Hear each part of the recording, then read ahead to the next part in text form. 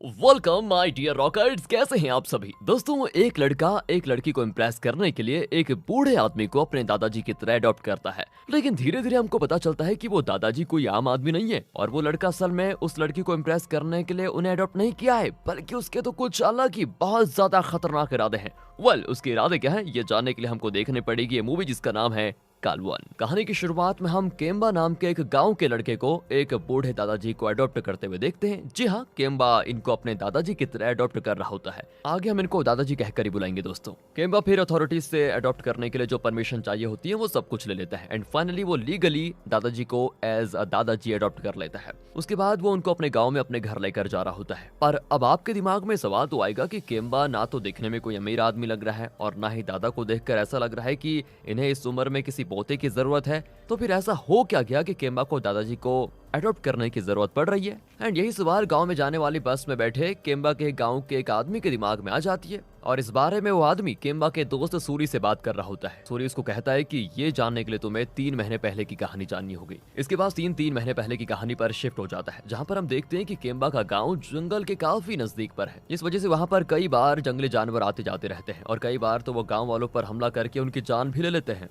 ऐसे ही हम देखते हैं कि जंगली हाथी ने पिछली रात गाँव की एक औरत पर हमला करके उसको मार दिया था और जब सभी लोगों को ये बात पता चलती है तो वो उस औरत को देखने जाते हैं। एंड इसके बाद हम केम्बा और सूरी को भी अपने घर से निकलकर कहीं जाते हुए देखते हैं। अब इससे तो आपको ये लग रहा होगा कि ये दोनों भी गांव वालों की तरह वहीं जा रहे होंगे, लेकिन नहीं दोस्तों, होता इसका बिल्कुल उल्टा है। दोनों कुछ ही दूर के बाद अपने चेहरे पर रुमाल बांध लेते हैं और सभी के घरों में जाकर चोरियां करने लग जाते हैं। अब इस वक्त तो सभी गांव वाले जंगल की तरफ गए हैं, इसी वजह से ये इनके लिए चोरी करने का बेस्ट टाइमिंग हो जाता है। आगे चोरी किए हुए पैसों को दोनों आराम से बांटकर मजे करते हैं और जो इन्होंने चोरी किया हुआ सामान होता है वो दूसरे लोगों को कम कीमत पर बेच देते हैं। दोनों को काफी ज्यादा फायदा होता है, लेकिन जल्दी गांव वालों को इस बारे में पता चल जाता है और वो सभी दोनों को पकड़ के गांव के सरपंच के पास लेकर जाते हैं। लेकिन काफी देर सरपंच के घर के बाहर खड़े रहने के बाद भी सरपंच बाहर नहीं आता, जिस पर सूरी केम्बा से पूछता है कि यार सरपंच बाहर आने में इतना टाइम क्यों लगा रहा है। जवाब में केम्बा उसको बताता है कि अरे तुम्हें नहीं पता क्या, सरपंच सुबह उठते ही अपनी पत्नी की खातिरदारी में लग जाता है और अगर मेरी टाइमिंग सही है तो इस वक्त वो अपनी वाइफ के लिए चाय बना रहा होगा। और होता भी दोस्तों कुछ ऐसा ही है। तब सरपंच बाहर आता है और सभी उन्हें केम्बा और सूरी की चोरी वाली बात बताते हैं। एंड ये सुनने के बाद सरपंच कुछ देर सोचता है और कहता है कि दोनों को सजा मिलेगी, दोनों को 50-50 बार कान पकड़ के उठक बैठक करना होगा।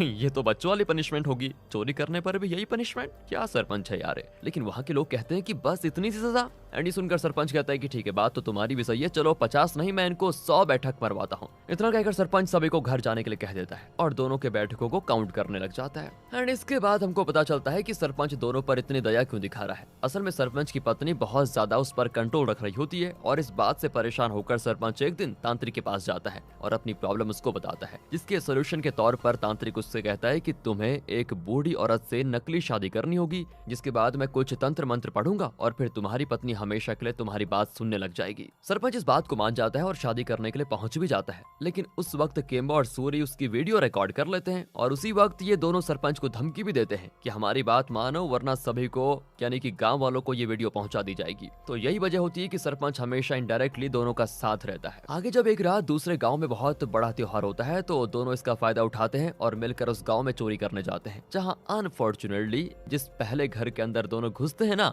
वहाँ एक लड़की होती है और वो मुल्तानी मिट्टी का पैक लगाकर आराम से चिल कर रही होती है। दोनों फिर उस घर के अंदर घुस जाते हैं और उस लड़की को देखते ही चाकू की नोक पर उसको पकड़ लेते हैं और उसे चुपचाप शांत रहने के लिए कहते हैं। इसी बीच होता यह है कि सूरी घर में सभी सामान पर हाथ फेर लेता है और फिर दोनों वहाँ से चुपचाप जाने लग जाते हैं। हालांकि दोनों ने मुल्तानी मिट्टी के पैक की वजह से उसका चेहरा नहीं देखा था। इसके बाद वो लड़की उन्हें सजेस्ट करती है कि आप दोनों ऐसा कीजिए, घर के पीछे के रास्ते से चले जाइए, वरना आगे से अगर कोई आएगा तो आप दोनों को पकड़ लिया जाएगा। अब ये दोनों सोचते हैं कि वाह यार, ये तो हमारी हेल्प कर रही है और दोनों खुशी खुशी पीछे के रास्ते निकल जाते हैं। लेकिन जल्दी हमको पता चलता है कि ये तो बस उस लड़की का ट्रैप था। असल में पीछे से कोई बाहर जाने का रास्ता ही नहीं है और बस बहुत बड़ी बड़ी दीवारें हैं वहाँ पर, उसे तो आमतौर पर कोई पार ही नहीं कर सकेगा। तो दोस्तों इस तरह ये दोनों ट्रैप में फंस जाते हैं एंड तब तक वो लड़की वो दरवाजा ही बंद कर देती है जिससे उनको बाहर आना था। जिसके बाद अगले दिन पुलिस आने तक दोनों वहीं पर रहते हैं और फिर दोनों को आराम से पकड़ लिया जाता है। उसी वक्त वो लड़की इनके सामने आती है और इस बार उसके चेहरे पर फेस पैक नहीं होता। आगे केम्बा उसको देखता है और बस हमारा हीरो यहीं पर फ्लैट। उसको पता चलता है कि लड़की का नाम बालामणि है और केम्बा बालामणि को प्यार करने लग जाता है।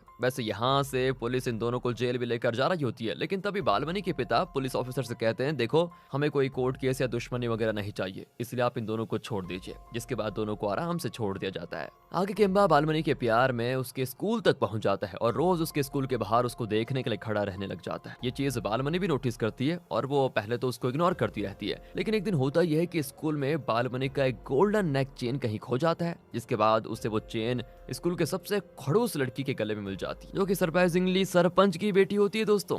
एंड जब बालामणि चेन मांगती है तो वो उससे झगड़ा करने लग जाती है और चेन वापस नहीं करती। जिसके बाद बालामणि केम्बा से रिक्वेस्ट करती है कि मेरी चेन वापस करवा दो मुझे प्लीज। एंड तब सूरी केम्बा को बताता है कि ये चेन तो उसी रात मैंने चोरी कर लिया था और अगले दिन सरपंच की पत्नी को बेच दिया। एंड तब केम्बा समझ जाता है कि आखिर ये चेन सरपंच की बेटी के पास पहुंची कैसे। आगे उस रात दोनों सरपंच के पास जाते हैं और उससे रिक्वेस्ट करते हैं कि हमने गलती से आपकी वाइफ को वो चेन बेच दिया था, अब जरा हमें उसकी जरूरत है। जिसको सुनकर सरपंच बड़े आराम से रात में अपनी बेटी के पास से वो चेन लेकर आ जाता है और केम्बा को दे देता है। केम्बा भी वो चेन अगले दिन बालामणि को दे देता है और बालामणि बहुत ज्यादा खुश हो जाती है। केम्बा को ये देखकर तो ऐसा लगता है कि भाई मेरी लॉटरी लग चुकी है और कुछ ही दिनों में बालामणि अब मेरे प्रपोजल को हाँ कर देगी, ऐसा वो सोचता है। लेकिन वो बहुत ज्यादा गलत है दोस्तों। बालामणि केम्बा के रोज स्कूल के बाहर खड़े रहने से इतना फ्रस्ट्रेट हो जाती है कि वो गुस्से में एक दिन केम्बा को जाकर कह देती है कि तुम्हें ऐसा क्यों लगता है कि मैं एक चोर से प्यार करूंगी, है बताओ। तुमने मेरी मदद की है, इसका मतलब ये थोड़ी मुझे तुमसे प्यार हो जाएगा। मुझे याद है कि तुम मेरे यहाँ पर चोरी करने के लाए थे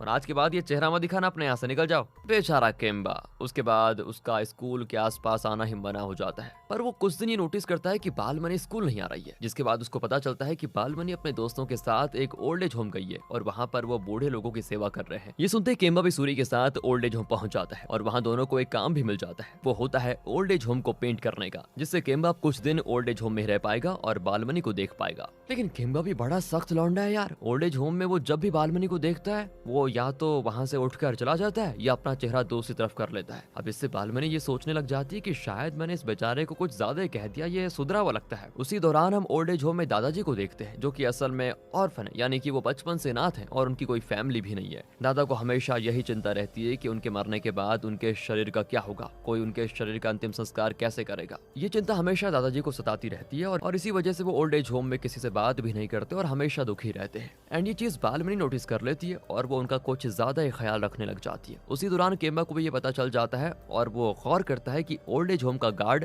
दादा को कभी वहाँ बाहर नहीं जाने देता। जिसके बाद वो एक रात दादा को मूवी दिखाने के लिए चुपचाप उनको अपनी बाइक पर बैठाकर थिएटर लेकर जाता है, जहाँ दादा पहली बार बहुत एंजॉय करते हैं, जैसे कि कितने सालों के बाद उन्होंने ऐसे मोमेंट्स को जिया हो। एंड ये बात बालामणि को भी पता चल जाती है और वो ये जानकर काफी खुश होती है। 2 दिन के बाद बालामणि और उसके दोस्त वहाँ से चले जाते हैं क्योंकि उनका स्कूल चालू होने वाला था। तभी केम्बा ये फैसला करता है कि बस वो दादाजी को अडॉप्ट कर लेगा और अपने साथ ही रखेगा, क्योंकि अगर वो भी चला जाएगा ना तो दादा का वहाँ पर कोई नहीं रहेगा। इसके बाद केम्बा उन्हें अडॉप्ट कर लेता है और इस वक्त वो दादाजी को अपने घर लेकर जा रहा है। तो ये होती है दोस्तों पूरी कहानी। अब यहाँ पर शायद आपको लग रहा हो कि केम्बा ने शायद ये इसीलिए किया क्योंकि वो दादा से प्यार करता है, और जो बहुत चालाक होंगे वो सोचेंगे कि नहीं नहीं, केम्बा ने बालामणि को अपने प्यार में फंसाने के लिए और उसके सामने अच्छा बिहेव करने के लिए ऐसा किया, जो कि आपकी तरह सूरी को भी लग रहा होता है, लेकिन सच तो सिर्फ मुझे पता है दोस्तों। चलिए बता देता हूँ। तो यहाँ केम्बा कुछ देर के बाद सूरी को अपना असली प्लान बताता है, जो कि है दादा को मरवाने का। क्यों, शौक हो गए ना? तो यहाँ हमको एक और प्लॉट पता चलता है कि केम्बा को अपने यहाँ का फॉरेस्ट ऑफिसर बनना है, जिसके लिए उसे 3 लाख रुपए की जरूरत है। और जाहिर सी बात है कि केम्बा के पास इतने पैसे तो होंगे नहीं, काम ही कहाँ करता है कुछ। लेकिन अगर आपको याद हो तो कहानी की शुरुआत में ही हमने एक औरत के बारे में सुना था जिसे एक जंगली हाथी ने मार दिया था। उसी के बारे में बताते हुए केम्बा सूरी से कहता है कि उस औरत के परिवार को सरकार ने 4 लाख रुपए दिए थे, यानी कि जिनके भी परिवार वालों की मौत जंगली जानवर की वजह से होगी उन्हें सरकार 4 लाख रुपए देगा। अब शायद दोस्तों आप समझ गए होंगे कि केम्बा ने दादाजी को इसीलिए अपने साथ लिया है क्योंकि वो दादा को मरवाने वाला है, वो भी जंगली जानवरों से, और उसको 4 लाख तब मिल जाएंगे जिससे वो फॉरेस्ट ऑफिसर बन जाएगा। ये सुनकर सूरी काफी ज्यादा डर जाता है और सोचता है यार इतना घिनौना है तू। एंड दोस्तों इस वक्त केम्बा का चेहरा ना किसी साइको से कम नहीं लगता। पहले तो मुझे लगा था ये थोड़ा कॉमेडियन है, लेकिन ये तो किलर निकला। पर इतनी जल्दी डरिए मत आप लोग, आगे इससे भी बड़ा सस्पेंस आपको मिल जाएगा। अब दोनों दादा को अपने घर लेकर जाते हैं और घर के नाम पर बस इनके पास एक छोटा भूसे से बना हुआ घर होता है, जिसको देखकर दादा मन ही मन कहता है, हे भगवान, पोता नहीं दिया तब उतना दुख नहीं हुआ था जितना दुख इस कंगाल पोते के मिलने के बाद हो रहा है। और ये लाजमी भी है क्योंकि केम्बा और सूरी दोनों अकेले रहते हैं और उनका कोई परिवार भी नहीं है, तो कहां से उनके पास घर आ पाएगा। पर दूसरी तरफ दादा जैसे घर देखते हैं तो वहां से भागना शुरू कर देते हैं और अपने प्लान को फेल होता हुआ देखकर केम्बा दादा को रोक रोक कर उनसे रिक्वेस्ट करता है कि रुकिए, आप कहाँ जा रहे हैं, मैं घर की हालत कल ही ठीक कर दूंगा। तब जाकर दादाजी रुकते हैं। अब रात में होता यह है कि दादाजी कहते हैं मुझे बिरयानी चाहिए, क्योंकि वो जिस ओल्ड एज होम से आए थे वहां तो उनको ऐसा ही खाना मिलता था। अब ना चाहते हुए भी केम्बा को उनके लिए बिरयानी लानी पड़ती है, और वो भी रोड साइड स्टॉल वाली बिरयानी नहीं, रेस्टोरेंट की बिरयानी चाहिए दादाजी को अपने, क्योंकि दादाजी रोड साइड वाली चीजें नहीं खाते। अलग ही स्टैंडर्ड है दादाजी के। एंड दोस्तों, मुझे तो लग रहा है कि इन दोनों पर ये दादाजी भारी पड़ने वाले हैं, क्योंकि दादाजी धीरे धीरे दोनों की हालत अब खराब करने लग जाते हैं। पर इससे केम्बा को एक फायदा जरूर होता है कि बालमणि को जब ये बात पता चलती है कि केम्बा ने दादाजी को अडॉप्ट कर लिया और वो उनका ख्याल रख रहा है, तो इससे बालमणि इतनी इंप्रेस हो जाती है कि आखिरकार उससे भी केम्बा से प्यार हो जाता है। वहीं दूसरी ओर केम्बा और सूरी दादाजी से बहुत परेशान हो रहे होते हैं दिन प्रतिदिन, क्योंकि अब दादा दोनों के काम से मिले पैसे भी अपने पास रख रहे होते हैं और इस चीज से दोनों को बहुत फ्रस्ट्रेशन होती है। उसी दौरान एक रात दादाजी एक छोटी गाँव की बच्ची को शेर से बचाते हैं और उस वक्त वहाँ एक हाथी भी थोड़ा पागल जैसा हो जाता है, उसे भी दादाजी शांत करा देते हैं। ये सब कुछ देखकर सभी हैरान कि हाथी और शेर ने दादा पर हमला क्यों नहीं किया, जिस पर दादा बताते हैं कि मैं 30 साल सर्कस में काम किया हूँ और मुझे पता है कि जानवरों से कैसे बात करते हैं, उन्हें कैसे कंट्रोल करते हैं। बस ये सुनते ही केम्बा और सूरी का पोपट हो जाता है कि हम जिस आदमी को जानवरों से मराने के लिए आए थे ये तो जानवरों का रिंग मास्टर निकला। अब एक दिन केम्बा और बालमणि डेट पर जाते हैं और उस दिन दादा केम्बा को वो पैसे दे देते हैं जो उसकी कमाई के पैसे थे, जो दादा ने अब तक संभाल के रखे हुए थे। आगे बालमणि से केम्बा को पता चलता है कि दादा ने फॉरेस्ट ऑफिसर से केम्बा की जॉब की बात भी की है और ऑफिसर्स मान भी चुके हैं, जिससे केम्बा को समझ आता है कि उसने दादाजी को कितना गलत समझा, वो कितना गलत यूज करने वाला था उनका, वो तो जबकि उसका साथ दे रहे हैं। यहाँ तक कि जब वो दादाजी के साथ एक वक्त पर अकेला होता है तब दादा उसको बताते हैं कि मुझे पहले ही पता चल चुका था बेटा कि तुम दोनों मुझे मारने के लिए यहाँ पर लाए हो। मैंने तुम्हारी बातें सुन ली थी, लेकिन मुझे पता था कि तुम दोनों गलत नहीं हो, इसलिए मैंने तुम्हारे तरीके से ही तुम्हें सही रास्ते पर लाने की कोशिश की। एंड ये सुनकर केम्बा बहुत ज्यादा इमोशनल हो जाता है, कुछ देर के लिए वहां से चला भी जाता है। वो आगे केम्बा शाम में घर लौटता है तो दादा को घर पर न पाकर वो सूरी से पूछता है कि दादा कहाँ पर है। तब सूरी कहता है कि दादा ड्रिंक करके टल्ले हो गए थे तो मैंने उनको जंगल में छोड़ दिया, यही तो हमारा प्लान था ना, तुमने तो कहा था। केम्बा भागते हुए जंगल की तरफ जाता है और सूरी को गांव वालों को लेकर वहां पर आने के लिए कह देता है। जिसके बाद केम्बा जब जंगल में पहुंचता है तो देखता है दादा एक गड्ढे में बेहोश पड़े हैं और ढेरों जंगली हाथी उनकी तरफ है। उन्हीं में से एक हाथी केम्बा पर हमला कर देता है और वो उसको मारने वाला होता है कि तभी वहां पर गांव वाले आ जाते हैं और आग की मशाल केम्बा के सामने फेंक देते हैं, जिसकी मदद से केम्बा हाथी को डराकर अपनी जान बचा लेता है। तब सभी दादा को बचाने जाते हैं और किसी तरह हाथियों को वहां से भगाकर वो दादा को बचा भी लेते हैं। मूवी के एंडिंग सीन में हम देखते हैं कि इस हादसे को 1 साल बीत चुका है और अब केम्बा और बालमणि की शादी भी हो चुकी है, जहां दादा उनके साथ ही रहते हैं और पहले की तरह केम्बा और सूरी पर हुक्म भी चला रहे होते हैं। तब हमें मूवी में बहुत ही फनी सीन देखने को मिलता है, क्योंकि वहां पर पॉलिटिकल पार्टी ने जानवरों से मरने वाले लोगों के परिवार को 4 लाख के बदले 8 लाख रुपए देने का फैसला किया है। एंड ये सुनकर केम्बा और सूरी दोनों फिर से दादाजी की तरफ देखने लग जाते हैं कि शायद पहले वाला प्लान अब भी काम कर सकता है। तो अब इसलिए जोक की तरह था और इसी के साथ ये मूवी यहाँ पर खत्म हो जाती है। मिलते हैं अगली वीडियो में, ध्यान रखेगा अपना and finally thanks for watching.